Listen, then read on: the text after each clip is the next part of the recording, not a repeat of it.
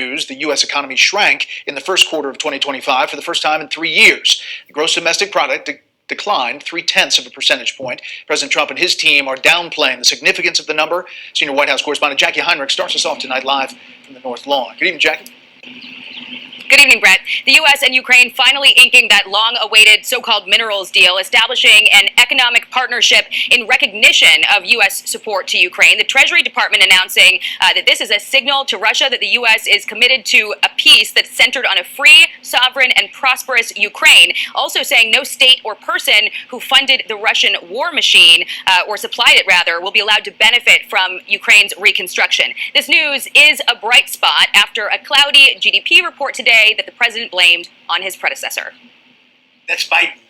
That's not Trump, because we came in on January. This are quarterly numbers. President Trump brushing off today's GDP report showing the U.S. economy shrinking for the first time since 2022, in large part because imports surged at a 41% pace ahead of Trump's tariffs taking effect. Government spending also dropped. It says how bad a situation we inherited. And you can even say the next quarter is sort of bad because it doesn't just happen on a daily or an hourly basis. Economists say the report exaggerates the troubles of the economy, but the Port of Los Angeles is bracing for a 35% drop in cargo arrivals as soon as next week, which would have an immediate impact on dock workers, truckers, and warehouse workers, and soon after, consumers. Retailers are telling me that they've got 5 to 7 weeks left of traditional inventory.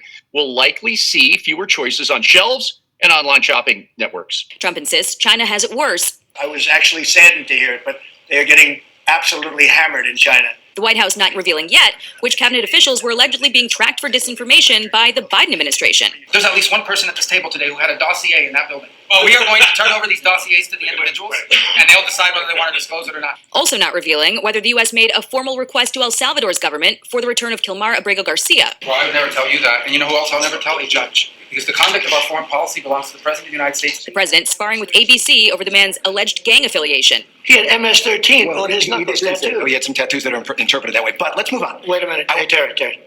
He did not have the letter MS-13. It says MS-13. That was Photoshop. Terry, you can't do that.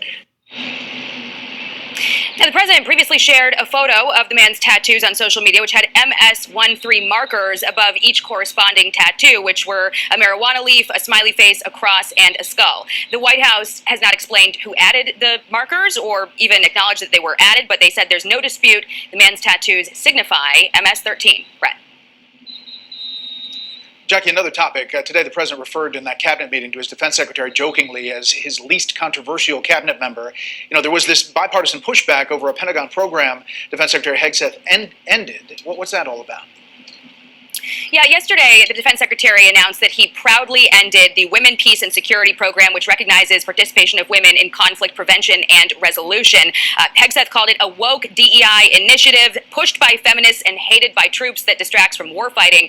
Ironically, several members of the Trump cabinet pushed this through Congress, including Kristi Noem, Mike Waltz, and Marco Rubio. It was also championed by Ivanka Trump. After some bipartisan backlash, Hegseth later posted that this program was ruined by Biden. Brett. Jackie Heinrich, right in front of the West Wing. Jackie, thank you. Hey, it's Will Kane. Click here to subscribe to the Fox News channel.